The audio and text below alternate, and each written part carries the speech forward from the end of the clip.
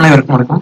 இந்த வீடியோவில் நம்ம பார்க்க இருக்கிறது இன்கம் டேக்ஸ் ஃபைலிங் 2019-20 நிதியாண்டுக்கு நாம ஃபைலிங் எப்படி பண்றது சொல்லிட்டு பார்க்க போறோம்.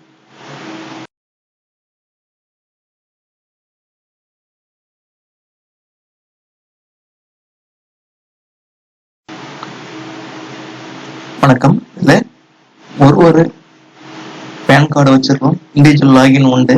இங்க லாகின் ஹியர் இருக்கு இல்லைங்களா, இதுல லாகின் பண்ணணும். இன்கேஸ் உங்களுக்கு யூசர் ஐடி பாஸ்வேர்டு இல்லைன்னா இங்க ரிஜிஸ்டர் யுவர் செல்ஃப் அப்படின்னு சொல்லிருக்கு. அதுல போயிட்டு என்ன பண்ணணும், உங்களோட யூசர் ஐடி பாஸ்வேர்டு நீங்களே கிரியேட் பண்ணிக்கலாம். ஒரு சிம்பிள் தான்.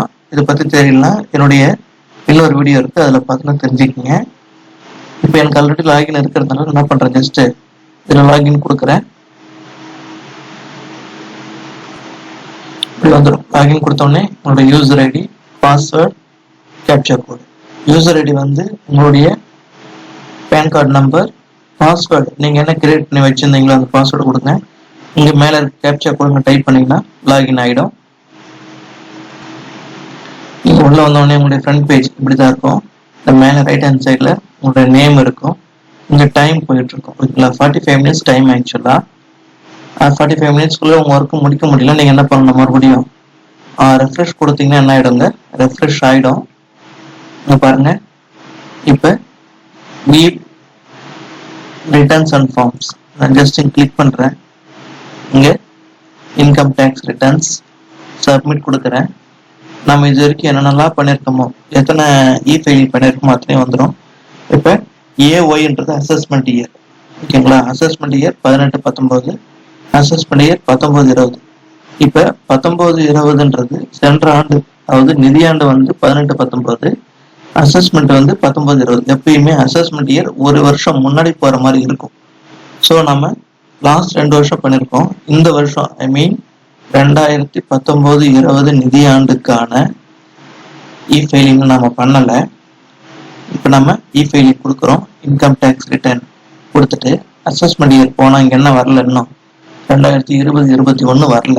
ஏன் வரலன்னா, அதுக்கு சென்ட்ரல் கவர்மெண்ட் சார்பா என்ன சொல்றாங்கன்னா, இப்போ வந்து அவங்க ஃபார்ம்ஸை வந்து அப்டேட் பண்ணிட்டு இருக்காங்க. ஓகேங்களா, 30 ஜூன் வரைக்குமே நம்ம வந்து ஃபார்ம் கொடுக்குறோம்னா அது பண்ணிக்கலாம், அதாவது டேக்ஸ் கட்டுறோம். ஏன்னா இந்த கொரோனா இருக்கிறதுனால அவங்க ஏதாவது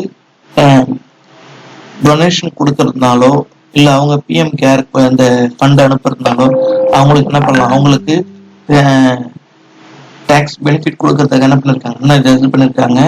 இப்போ இதுல இவங்க என்ன சொல்லியிருக்காங்கன்னா, மெயினா இந்த ஃபார்ம் எல்லாமே நம்ம மாத்திக்கிட்டு இருக்கோம். நம்ம அங்கங்க நம்ம 80Gல வந்து நன்கொடையில எல்லாத்தையும் உள்ள எடுத்துட்டு வரதுனால லைட்டா ஆல்டர் பண்ண வேண்டியது இருக்குது.